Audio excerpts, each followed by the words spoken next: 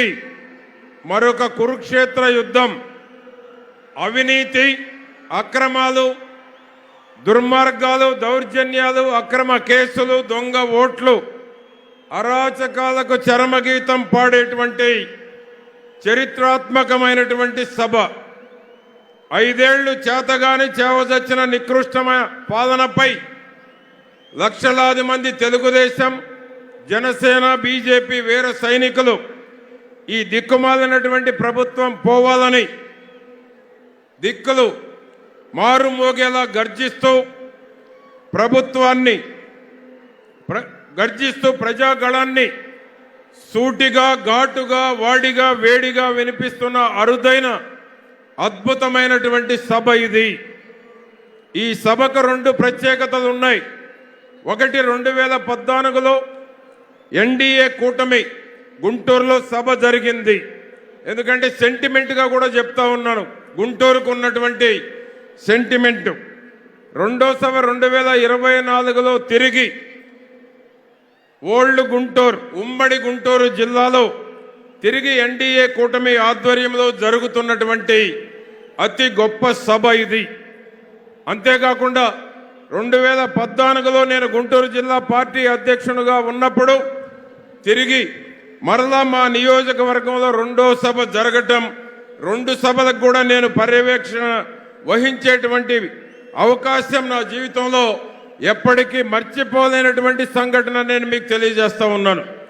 ఈ సభా వేదికను పరమ పవిత్రమైనటువంటి ఆంజనేయ స్వామి దేవాలయ సమీపంలో నిర్వహించటం ఎన్డీఏ కూటమికి తొలి శుభ సూచకం.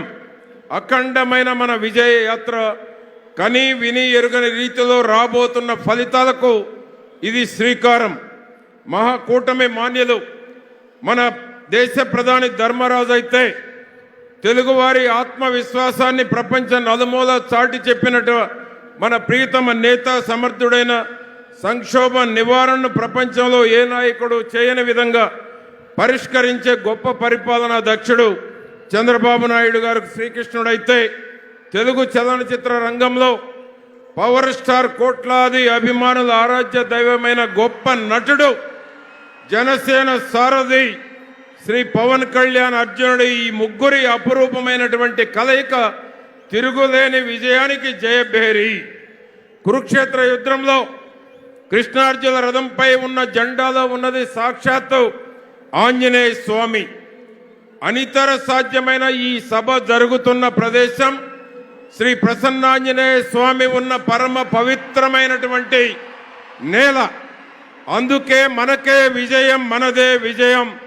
స్వామివారి ఆశీస్సులతో జూన్ 4 వెలువడే ఫలితాలతో మనదే అపూర్వమైనటువంటి జయం, విజయం.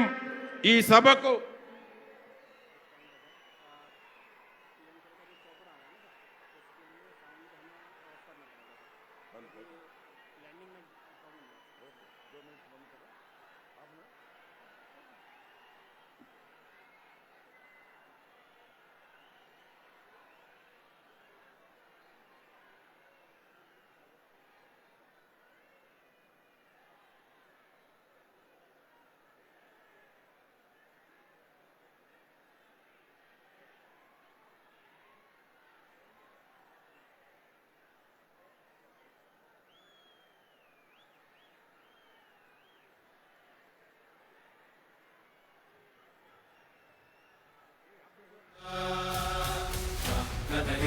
కదలిరా కదలిరా